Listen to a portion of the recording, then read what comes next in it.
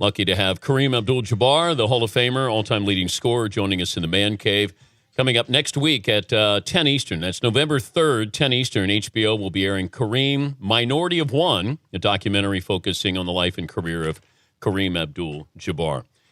First of all, welcome. Oh, thank you. What do you want us to learn that we didn't know with this documentary? Well, just some of my motivations for the stances that I took and what was going on in my head when I did certain things. I wasn't very keen on sharing too much with the press because sometimes I felt that they were out to make me look bad. So I was very cautious. I was too cautious. But that was something that more or less Coach Wooden kind of put that in our heads. He didn't let us talk to the press. Severely limited our access to the press. He felt that they were a nuisance. So I kind of took that attitude with me when I came into the NBA, and that did not serve me very well. But so it stunted your media growth by going to UCLA? I don't think it stunted my growth, but it just made me suspicious and cautious with the media, and I maintained that attitude for way too long. I got to work. Those are people that you have to work with when you're a professional athlete, and if you don't do it, it's bad for you. It's bad for your sport. Bill Walton wasn't afraid to voice his opinions later on in his career at UCLA. How outspoken would you have been at UCLA, looking back, given those times when you were there? I was kind of outspoken, but I wasn't on any kind of crusade. But for example, when Dr. King was assassinated, there was a demonstration at UCLA. I participated in it. We just lined up on Bruin Walk. And people challenged me. They said, well, you're going to get a chance to play in the NBA and make a lot of money. You shouldn't be out here protesting. Really? Yeah. And, there's no way that those two things correlate. But that was the attitude that we had to contend with from the average American. But I always found that as great as you were as a player, you were even more fascinating as a person. There was so much there. But what part of you says, I do want to share that. I just don't know if I can trust people that I want to share it when you were playing. I think for me it was if I understood that the correspondent had some personal integrity and I respected his work, I'd open up and talk with them. If I didn't, I'd be more cautious. And sometimes they would make statements or try to bait me, and I wasn't going for that. It would get it would get contentious. Is there any correlation between height and personality? What you share and don't share, shyness? If you're 6'3" instead of 7'2", are you different? I think so, because when you're exceptionally tall, or if you stand out in any way, it kind of puts you inside. It pushes you inside because people single you out, and then you feel you have to defend yourself, or you have to avoid being singled out, and it gets complicated. Did you feel obligated to play basketball? No, I like playing basketball. But was baseball a first love? Baseball definitely was first love, but the fastball wouldn't go over the plate with any regularity. Wait, you were a pitcher? Yeah, I could throw it really hard, but I didn't have Randy Johnson as a role model. See, I needed him. That tall guys could pitch. Did you play in high school? No, I didn't play. I stopped, and I could have played in high school because the basketball coach was the baseball coach in my high school. He said, "Do you want to pitch? You can come out." And I said, "No, I'm going home every day." So I just stopped playing baseball at that point. But that's always the game that I loved the most. 1963 was a great year. The Dodgers swept the Yankees. I got to rag everybody for like 2 months after the World Series was over. Because you're living in New York, and so you had the Yankee fans, and then you being a Brooklyn Dodger fan. And the Giants fans, very obnoxious people. Still to this day, So, yeah. What role did Jackie Robinson play in your life? Jackie Robinson played a big role in my life. He was a role model when I was a kid. My mom pointed him out to me that he was articulate and intelligent, and you should be like him. I ended up going to UCLA. Where he went? Yeah. It was he was a great role model, though. I really appreciate the things that he stood for and the stances that he took. It really made a lot of sense. He helped start a black-owned bank in Harlem. I went up there with my $17 and put it in the bank, you know. He was just, somebody that I admired so much and saw a lot of leadership there. But how difficult, and you face this, to turn the other cheek when something happens on the court or in life, that Jackie was able to somehow do that. Jackie was able to do that, but Jack was he was very good at getting his word in. He often would challenge guys to meet him under the stands between innings, and they were like, "No, I'm not going to do that." You know, so Jack fought back, and as time went on, people accepted him. I had a chance to get to know Ernie Banks just right before he died, the last part of his life, and he was telling me that Jackie really helped him by advising him and telling him how to conduct himself and avoid incidents and come off being the class guy that he was. We're talking to Kareem Abdul-Jabbar, the HBO special, so you know it's great. Kareem, Minority of One, November 3rd at 10 Eastern and 10 Pacific documentary focusing on the life and career of Kareem Abdul-Jabbar. Did you ever get bored scoring? No. I never got bored in any parts of the game because I enjoyed winning. The guys I played with enjoyed winning. They enjoyed the fact that I helped them win a lot of games. It was a mutual support. But you were so good at the sky hook. I didn't know if it got to the point where, like, Tiger Woods has reinvented himself. Like, he had broke down his swing a couple of times and he wanted to be even greater. Like, did you ever assess your game and say, well, I've got this down. Now what do I want to do differently? Yeah, I would work on different parts of my game as my career proceeded. I remember one off-season I went to Pete Newell and asked him, a few questions about what was happening. And he explained to me why certain guys that played very physical had an advantage. I needed to strengthen up. So I got in the weight room. So the last 4 or 5 years that I played, they couldn't push me around. It really lengthened my career. If somebody didn't see you in the 60s at UCLA, how would you describe you in a sentence or so? I had a great time at UCLA, doing everything. Going to class was great. Playing basketball was great. Got to go to football games, and there were co-eds. I'd gone to all-boys school. So Power Memorial was an all-boys school? It was all-boys school. So I got out to UCLA, and the co-eds at UCLA are stunning. I wasn't leaving there, But, okay, I'll fill in for Kareem. He's the most dominating. Do you think Michael Jordan was dominating? Kareem changed the game. Well, Lou Alcindor changed the game.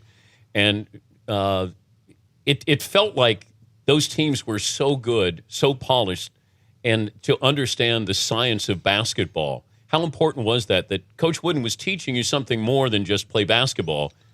There was a lot more going on with his teachings. He was teaching us the secrets of success, and he was teaching us how to be for real in terms of living up to your commitment, your commitment to the team, the commitment to your teammates, the program, and yourself, your own goals. And he wanted us all to graduate and learn how to be good citizens, good parents, good husbands. That's what he wanted us to learn, and basketball was just a means to that end for him.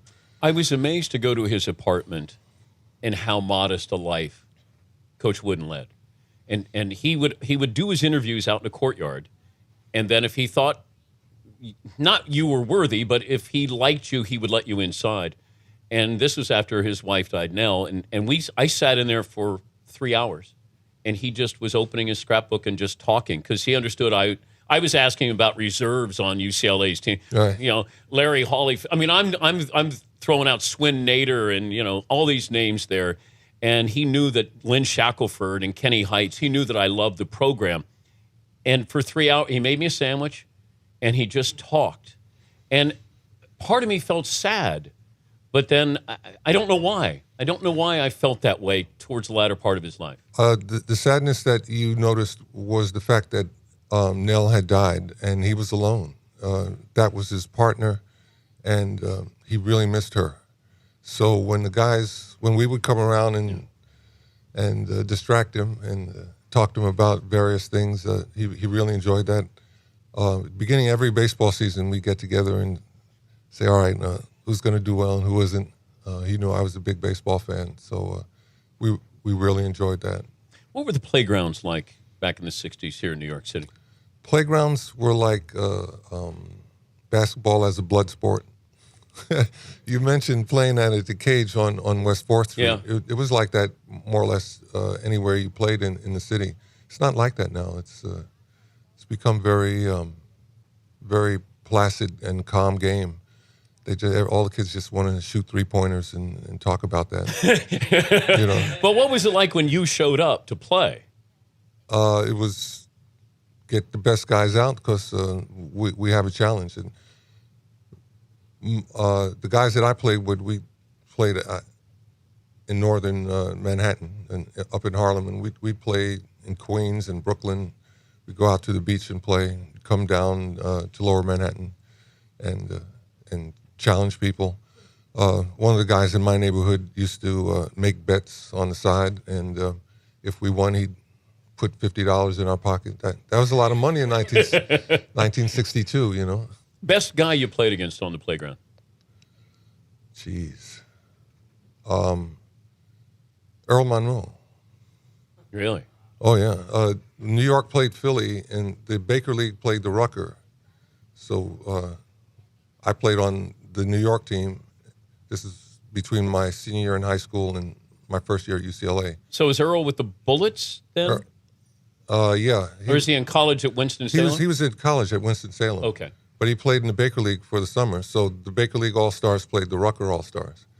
So, and I didn't know who he was. And he had his own cheering section. He came out and there were people running around talking about Jesus, Jesus. And I'm like, wait a minute. He was the first Black Jesus?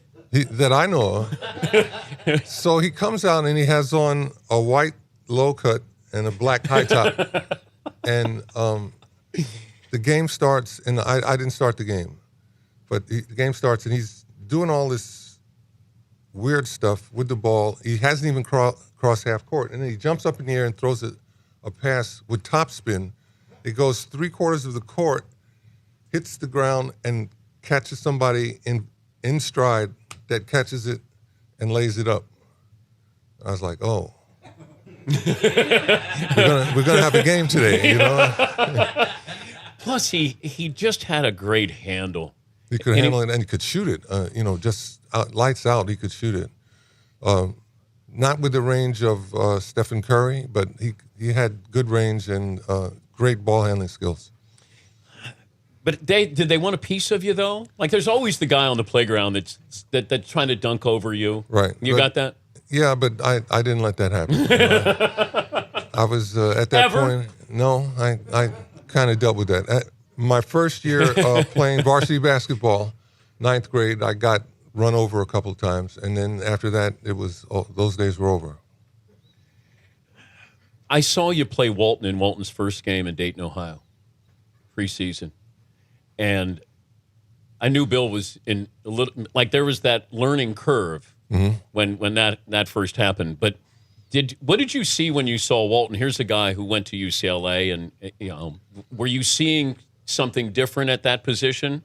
Well, Bill was a consummate team player and understood the team game. He's a good passer, had a good variety to his game. I had a strange symmetry with Bill because I played against him his first game, and I played against him his last game. Oh, really? When he played, the Celtics. Lakers in '87, that was his last game. So, we have this symmetry. But Bill's an incredible player, and that game that he played in the NC2A Finals, what was he? Memphis State, 21-22. 21-20. Who's going to see that again, When you hear Michael Jordan's the best player of all time, how do you react? I react by saying those people probably didn't see Oscar Robertson play, and they didn't see Jerry West play. Some of the guys that played when the games weren't televised. But why isn't your name there? Because people admire Michael's extraordinary athletic ability, which is so obvious. And for me, they just see someone who's tall, and they don't think I'm working that hard at it. But, I couldn't do what Michael did. Michael couldn't do what I did. So, that's just something people are going to argue about from now until the end of time. Yeah, but I think you're shortchanged, though. I am, but, that's You are. That's the way it goes. People sometimes, how do they say it? The appearance of something, it really takes on a reality of its own that really isn't justified. You made it look too easy. Yeah. And being told that's unfair, you should be doing this. I always compare myself in that sense to Roberto Clemente. He made it look easy, and he did some incredible things out there that people can only think about. And I think we were cursed the same way. How often do you hear airplane quoted when you see people? If we walk down the street, would somebody quote the movie Airplane? No, but if we go through the airport, we will. Everybody in the airline industry watches that We need to film. dress you up, Kareem, as the captain and walk through an airport. Like a Funny or Die video. Bob Hayes and I did a piece for the Wisconsin Tourist Board where we fly around Wisconsin and point out interesting things there for people to come visit Wisconsin, and we mimicked Airplane. It's kind of perennial.